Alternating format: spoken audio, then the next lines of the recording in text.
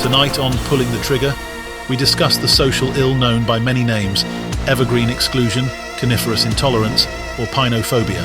It's a seasonal prejudice against coniferous trees, a fur-osseous discrimination, if you will. Hello, I'm Adam Grozky, filling in for Brad Stiffwood. Welcome to Pulling the Trigger. Tree activists across the country argue that for centuries we've been dazzled by the flashy oranges, reds and yellows of deciduous trees in fall, all while turning a blind eye to the marginalised evergreens, the stoic sentinels of the forest. Their unwavering loyalty and resilience are as ignored as a salad at a steakhouse, quietly standing tall while we fawn over their fleetingly colourful neighbours. Tree hugger groups are now asking the hard question: why do we celebrate change but punish consistency? Are we stigmatizing evergreen trees? One of those asking is with us today. From a hidden lair deep in the Canadian forest is the chief media representative for Rebel, the resilient Evergreens battling exclusion and leaves alliance. We're hiding her face because our producer thought it would scare young children. Good evening, madam. How would you like to be addressed? My friends in the Rebel Alliance call me hard to get, but you can call me Shirley, Adam. Well, Shirley, Adam, you seem to have some issues with society, and especially the media, regarding this perceived discrimination against pine trees. Could you enlighten us?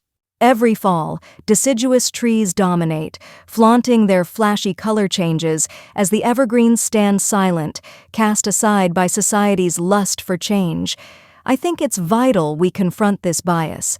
Millions of evergreen trees are ignored, their unwavering commitment to greenness ridiculed, while deciduous trees hog the spotlight with their performative color changes. I mean, why aren't evergreen trees trending on social media? Pines don't get those glossy Instagram photos, and that's the real tragedy here. How shallow are we as a society? So you see this as a societal failure? Absolutely. It's fall privilege, the glorification of temporary beauty, while the steadfast evergreens, those who refuse to conform, are oppressed. Are you suggesting that deciduous trees are, in fact, part of the problem? You're missing the point. Listen. Those in power dictate the terms, forcing everything around them to bend, shed, or fall in line. For this reason, we in the Alliance demand that autumn be cancelled. Autumn is just the leafy extension of a deep-rooted arboreal patriarchy that rewards appearances over substance. Cancel autumn?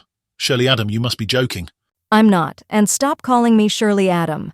We should be celebrating the evergreens, their resilience and fortitude. Yet they're left out of every fall-themed calendar. It's treeist, but it gets even darker. Later in the year, many young evergreens are murdered to make Christmas trees, and if it's not dendricidal lumberjacks, it's beavers. Fuck those little rat-tailed peckerheads too. It's a pine apocalypse of unimaginable proportions. This heartbreaking reality demands our attention. You make good points, Shirley, but your group's past actions make you all sound like, pardon the alliteration, triggered tree nut terrorists. We hear that all the time, Adam, just before the ticking. Ticking? What ticking? That ticking.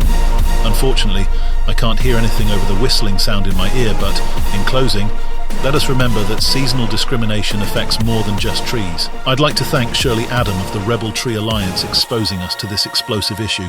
This fall, when you gaze upon the fiery reds and vibrant yellows, ask yourself, do you have any band-aids in that first aid box?